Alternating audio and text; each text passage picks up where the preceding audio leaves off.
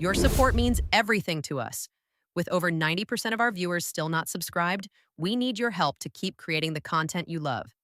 Hit that subscribe button, smash the notification bell, and tell us where you're tuning in from. Drop your city in the comments below. I sank into my office chair with a heavy sigh, my eyes locked on the cold, unfeeling numbers glowing back at me from my screen. The silence around me was thick, broken only by the faint murmur of voices from the floor below. Outside, the world was exploding in Christmas cheer. Lights, music, laughter. But inside, I felt detached, like a stranger looking in through a frosted window. A soft knock at my door snapped me from my thoughts. "Yeah, come in," I called, barely glancing up. Jake walked in, his usual mischievous glint lighting up his hazel eyes. "Are we celebrating Christmas here? Or preparing for battle?" he teased. I smirked. "Depends. Did you bring mistletoe?" He laughed, shutting the door behind him. "Not this time, but I did bring an invitation. Company holiday party. You're coming, right?" I exhaled, still unsure. Jake rolled his eyes. "You dodge it every year. Come on, Carol, on just one night. Free drinks, bad music, awkward conversations. What's not to love?" I gave a small smile. "You know how I feel about Christmas," I said. Jake's teasing softened into something gentler. "Yeah," he said quietly. "You and the holidays. Complicated history." I stretched, staring at the endless spreadsheets demanding my attention. "And I have a mountain of reports waiting to bury me."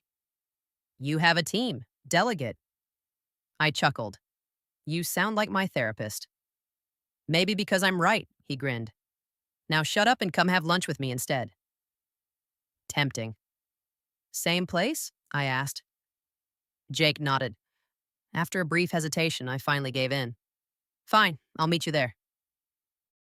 The diner smelled of fresh coffee and grilled sandwiches, a welcome break from my stale office.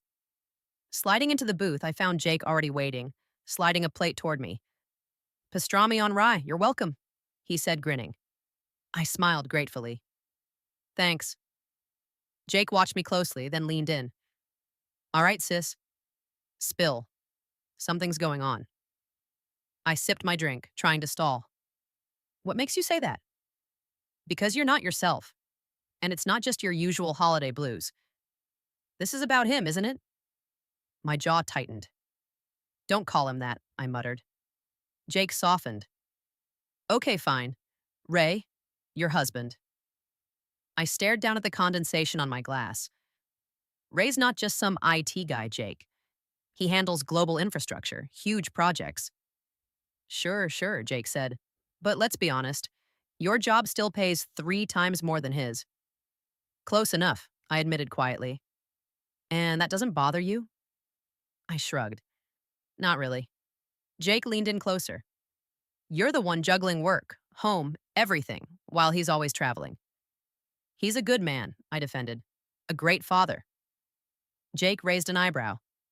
"A great father who's barely ever home." I looked away, swallowing the lump rising in my throat. "He loves Timmy. He loves me. He's just busy." Jake's voice softened even more. "I get it, Carol, but something else is weighing on you." I hesitated, the words catching in my chest, then whispered, "Christmas Eve marks 15 years since Mom died." Jake's face shifted into something solemn. "She worked herself to death," I continued, my voice barely audible, trying to hold everything together. I swallowed hard. "And Dad, he died on Christmas Day. Plane crash. He was coming home to surprise us." Jake exhaled, looking devastated. "Jesus, Carol, I didn't know." "Now you do," I said bitterly. "And every time Ray gets on a flight, I panic. I'm terrified I'll burn out just like Mom did, give everything and end up alone." Jake reached across the table, placing his hand gently over mine. "You won't. You've got me, and you've got Timmy. Always." I managed a shaky smile. "Thanks, Jake." He squeezed my hand in response. "Anytime." After another long day at the office, I called Ray's parents. Alice answered, her voice warm and familiar. "Still burning the midnight oil, Carol?" she asked kindly. I sighed. Unfortunately, how's my little guy? A little angel, she said, laughing. But he misses his daddy. So do I whispered, the ache sharp in my chest. A second later, Timmy's small voice piped up. Hi, Mommy. I smiled, my heart softening. Hey, sweetheart, how was your day? It was okay. Grandma checked my homework. Mommy, will Daddy call tonight? I think so, baby, I said, hoping it wasn't a lie. Will he be home for Christmas? I hesitated, hating myself for the silence. I hope so, baby. His tiny sigh broke my heart. I love you, Mommy. I love you too, sweetheart, I whispered. Hanging up, I sat in the silence of my office, guilt gnawing at me. I hated relying on Ray's parents so much. I hated that my son missed his father. I hated feeling abandoned. At 7:20, my phone buzzed. Ray's name lit up the screen. Hey, honey, I said, trying to sound cheerful. How's Seattle? Insane, he sighed. Meetings all day. Barely had time to breathe. You called Timmy, right? I tried. Got the machine. He misses you, I whispered. So do I. Ray went quiet. Carol, we've talked about this, my job. I know, I cut him off. I'm just tired, Rye. Tired of all of it. Me too, he said quietly. Will you be home for Christmas? I'm doing my best, he promised. Timmy needs you, I said, voice breaking. I know, he said softly. I love you. I love you too, I whispered. We hung up. I leaned back, staring up at the ceiling, feeling the weight of exhaustion press down on me. Driving home, every house I passed was decked out in twinkling lights, full of life and warmth. Every house except mine. Our home stood dark, lifeless. Inside, a note from Alice waited on the kitchen table. Lasagna in the oven, still warm. I smiled sadly. Alice was more of a mother to me than I ever got to have. As I ate alone, I sorted through piles of mail, bills, junk, a few Christmas cards from Ray's side of the family. None from mine. There was no one left. I glanced at an old photo on the shelf. 7-year-old me, laughing between my parents. A tear slid down my cheek. If there's any justice in this world, I whispered, they'd still be here. Later, I climbed the stairs alone, pulling on my robe. Another silent night, another empty Christmas. That night, I curled up on our empty bed, clutching Ray's pillow tightly against my chest. Why can't you just be here? I whispered into the darkness. Don't you see how much I need you? But the pillow had no answers, and neither did I. I sat at the kitchen table, both hands wrapped around a cold cup of coffee, staring blankly at my phone.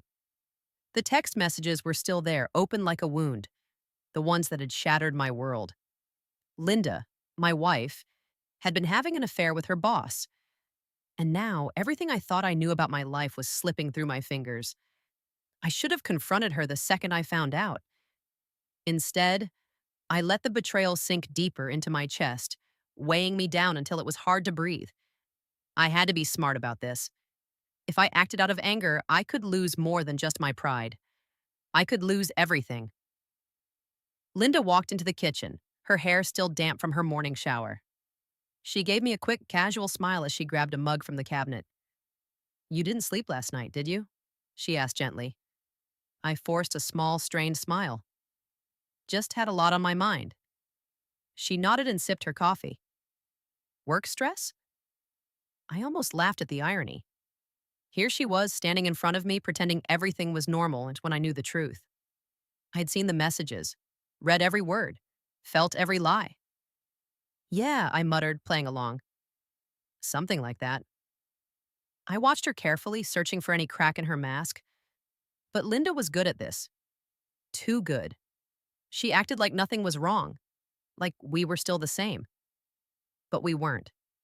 Not anymore. I needed more than a few texts. I needed undeniable proof. Otherwise, she could just twist it. Tell me it was all a misunderstanding, make me question myself. That night, after Linda went to bed early, I stayed up pretending to work on my laptop. As soon as her breathing deepened into the slow rhythm of sleep, I moved. Quickly, quietly, I grabbed her phone from the nightstand and crept into the living room. My hands shook as I entered her passcode, one I knew by heart. Scrolling through her messages, I found them. The same texts between her and her boss, but this time something new caught my eye. They were planning to meet tomorrow night. Hotel room 214.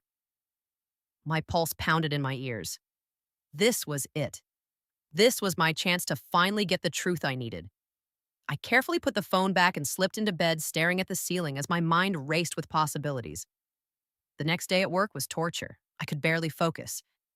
Every second dragged by as I counted down to the moment I would finally see it with my own eyes. By evening, I was ready. I parked a few blocks away from the hotel, my heart slamming against my ribs. The walk to the building felt endless. Inside, the receptionist barely glanced at me as I made my way to the elevators. Second floor, room 214. The hallway was eerily quiet. I stood outside the door, my hand trembling as I raised it. Then, laughter, Linda's laughter. Something inside me snapped. I knocked. Silence. Then footsteps. The door cracked open. And there she was. Linda's face shifted from confusion to horror in an instant. Behind her stood Mark, her boss, stiff and awkward, guilt all over his face. I took a deep breath, forcing my voice to stay calm. "Aren't you going to invite me in?" Linda's face went pale. "It's not what it looks like," she stammered. I almost laughed at how cliché it sounded. "Then why don't you explain it to me?" Mark shifted uncomfortably, clearly searching for an escape. "Maybe we should all just calm down," he said cautiously. I turned my glare on him. "You should probably stay quiet, Mark." Linda stepped out into the hallway, pulling the door shut behind her. "Let's talk somewhere else," she pleaded, glancing around nervously. "No," I said firmly. "We talk right here." I didn't care who saw. I wanted the truth. "Is this how little I meant to you?" I asked, my voice low but edged with steel. Tears welled in her eyes. "It wasn't supposed to happen this way," she whispered. I scoffed. "What way was it supposed to happen, Linda? Were you waiting for the perfect time to leave me?"